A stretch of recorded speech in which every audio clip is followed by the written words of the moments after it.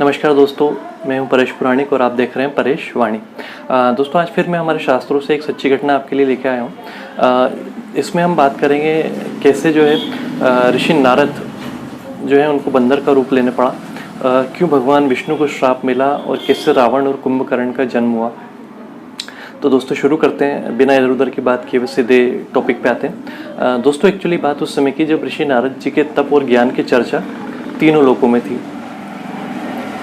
हर कहीं उनके तप और ज्ञान की प्रशंसा होती थी। काफ़ी लोग उनके इन विशेषताओं के कारण उनके प्रशंसक थे और माता पार्वती भी उन्हीं में से एक थी।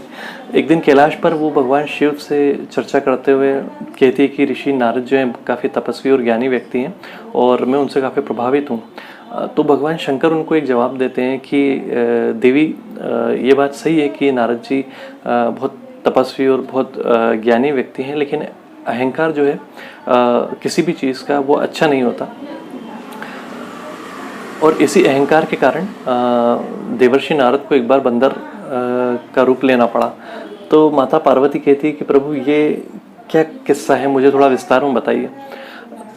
तो भगवान शिव उनसे कहते हैं कि एक बार ऋषि नारद जो हैं उनको अपने तप और ज्ञान का काफ़ी अहंकार हो गया था और वो ऐसे हुआ था क्योंकि वो एक बार हिमालय के पास एक गुफा है जहाँ पर बहुत ही सुंदर दृश्य है। वहाँ पर गंगा जी जो है वहाँ से निकलती है और नैसर्गिक और प्राकृतिक जो है खूबसूरती वहाँ पर बिखरी हुई है। तो एक बार ऋषि नारद जो है वहाँ से गुजर रहे थे और उन्होंने सोचा कि ये जगह काफ़ी उत्तम है ध्यान करने के लिए, तप करने के लिए, तो वो वहाँ पर तपस्या करने लग गए। अब उनको घोर तपस्या करते हुए देख हमारे जो इंद्र हैं वो उनको तपस्या करते हुए देख काफ़ी भयभीत हो गए। जैसा कि वो हर किसी को देखकर भयभीत हो जाते हैं, क्योंकि उनको ये भय लगने लग जाता है कहीं ये मेरा स्वर्ग का सिंहासन न छीन ले। तो वो उनकी तपस्या को भंग करने के लिए कई अप्सराओं को भेजते हैं और कामदेव को भेजते हैं कि आप जाके इनकी तपस्या को भंग कीजिए। कामदेव जो है पूरा प्रयास करते हैं कि वो उनकी तपस्या को भंग कर दे, लेकिन देवर्षि नारद जो है वो टस से मस नहीं होते और कामदेव के तमाम एफर्ट्स का, प्रयत्नों का उन पर कोई असर नहीं होता। इस बात को जानकर कि देवर्षि नारद तो टस से मस नहीं हो रहे, कामदेव जो है वो उनसे क्षमा मांगते हैं और वापस इंद्रलोक चले जाते हैं। कुछ समय बाद जब देवर्षि अपना तप करके उठते हैं तो उनको ये आभास होता है कि कामदेव यहाँ आए थे और वो उनको उनका तप भंग कर पाने में असफल हो गए। इस बात से उनको अपने तपस्वी होने पे काफ़ी अहंकार हो गया और ये बात आकर वो भगवान शंकर से कहते हैं कि प्रभु मैं तप कर रहा था और कामदेव मुझे मेरी तपस्या भंग करने आए थे, लेकिन वो उनके प्रयास में असफल हुए। तब भगवान शंकर जो है वो उनका गुणगान सुन के उनको आभास हो गया था कि देवर्षि नारद को जो है अहंकार हो गया है अपने इस तपस्या का, और वो ये बात जाके भगवान विष्णु को बताने वाले थे। तो भगवान शंकर ने उनको इसके लिए चेताया था कि आपने बात मुझसे तो कह दी है, लेकिन श्रीहरि विष्णु से जाके आप ये बात मत कहिएगा। लेकिन नारद जी जो है उनको ऐसा लगता है कि यार मैंने कामदेव के ऊपर विजय पाई है, मैंने उनको उनके प्रयासों में असफल कर दिया, तो मेरी सफलता को मैं क्यों ना बताऊं।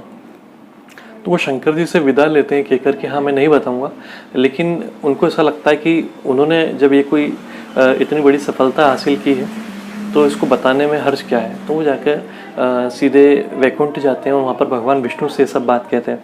भगवान विष्णु समझ जाते हैं कि इनको अहंकार हो गया है और इस अहंकार को नष्ट किया जाना चाहिए। इसके लिए उनको एक युक्ति सूझती है।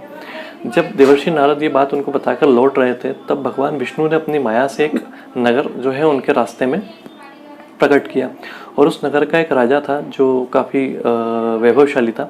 वो नारद जी जब उनसे जाके भेंट करते हैं तो वो उनका स्वागत सत्कार करते हैं और वो उनको उनकी पुत्री के बारे में बताते हैं कि ये इनकी पुत्री है और अब वो विवाह योग्य हो गई है, तो आप कृपा करके उसकी जो जन्म पत्रिका है वो देखें और उसके बारे में जो भी बातें हैं वो हमें बताएं। तो नारद जी जैसे ही उनकी पुत्री को देखते हैं तो वो इतने ज़्यादा प्रभावित हो जाते हैं, इतने ज़्यादा मोहित हो जाते हैं कि उनको ऐसा लगता है यार इस पुत्री से तो मेरा विवाह होना चाहिए। और जब वो उसकी पत्रिका देखते हैं तो उस पत्रिका में ऐसा लिखा होता है कि जो भी व्यक्ति इस कन्या से विवाह करेगा वो अमर हो जाएगा और तीनों लोकों में उसके यश, कीर्ति और वैभव जो है वो तीनों लोकों में विद्यमान हो जाएगा। तब देवर्षि नारद को ऐसा लगता है कि क्यों ना मैं ही इस लड़की से विवाह कर लूँ।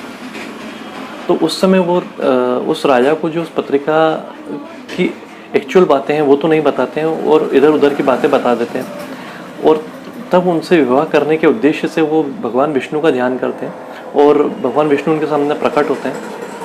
तो नारद जी उनसे कहते हैं कि हे प्रभु, आप मुझे इतना सुंदर बना दीजिए कि वो कन्या मेरे अलावा और किसी के गले में वरमाला डाले ही ना उसके स्वयंवर में।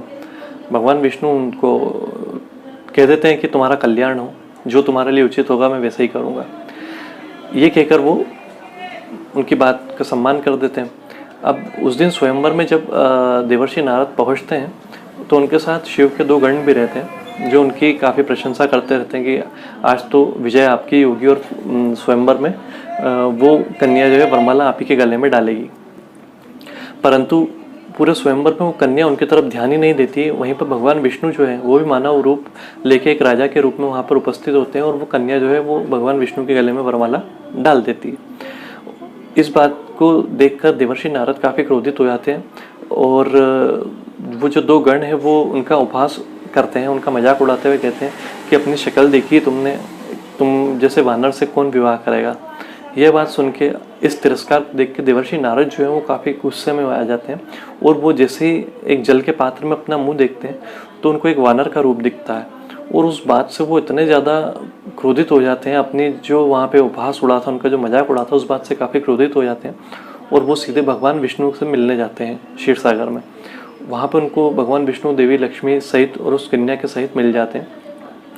तो देवर्षि नारद उनसे कहते हैं कि हे प्रभु, आप बहुत ही कपटी और ईर्ष्यालु व्यक्ति हैं, आप जीवन में कभी किसी का भला नहीं कर सकते।